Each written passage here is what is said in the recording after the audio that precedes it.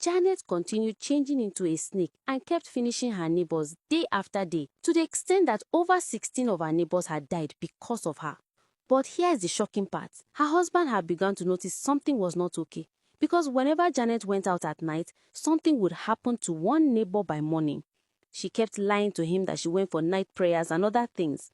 Her mother-in-law was already tired. She quarreled with her mother-in-law countless times because her mother-in-law wanted her son to marry a wife who could give her a grandchild, which Janet could not. Janet finally got tired of her mother-in-law and decided to show her another side. So she used her witchcraft to place a curse on her. While her mother-in-law was traveling back to the city, she had an accident that left her disabled and unable to talk. Finally, that woman won't be able to walk here or tell my husband anything again, haha, she said. One of her neighbors, Mr. Innocent, was a womanizer. I mean, he liked to go after other people's wives instead of marrying a wife. Mr. Innocent had been eyeing Janet for a while.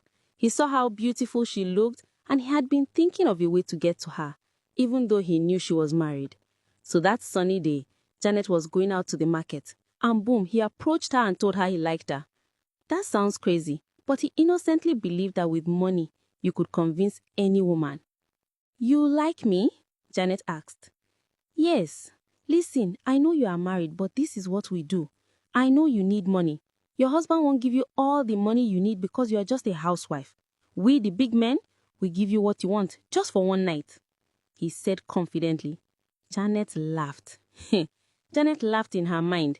Maybe I need to use this man as my next food. I am hungry, she thought. She pretended to believe Mr. Innocent and told him that she liked him too and that they would meet in his house at night. Don't worry, I am hungry for you, she said. Mr. Innocent went back to his house happily. She says she's hungry for me, he shouted. But he was wrong. Janet meant something else. Then suddenly, he began to think, how can they meet at night instead of day? A married woman must be sleeping with her husband at night. Or maybe she has a way to come out. He screamed happily, ready to enjoy himself.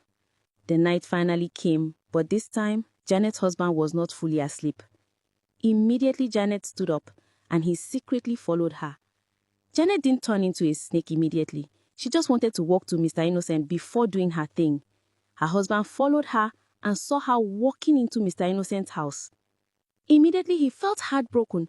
So this was the prayer she had been doing, cheating on me? He felt so angry and rushed to Mr. Innocent's house, where he saw him opening the door for his wife and began to drag him. Janet was shocked to see her husband. How dare you touch my wife? He shouted.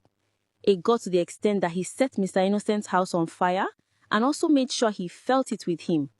He dragged his wife back to the house and locked her inside a room. Taking the key, "You are not getting out of that room," he said. By morning, the police came and arrested Mr. Paul for setting someone's house on fire and also for assaulting the person, even though the person had tried to take advantage of his wife. Janet sat in the room where her husband had locked her. She was sad. At 12, she changed into her snake form and got out of the locked room. That was when she realized that her husband had been arrested by the police, all because of one man, Mr. Innocent. That man would die the most painful death, she screamed. To be continued.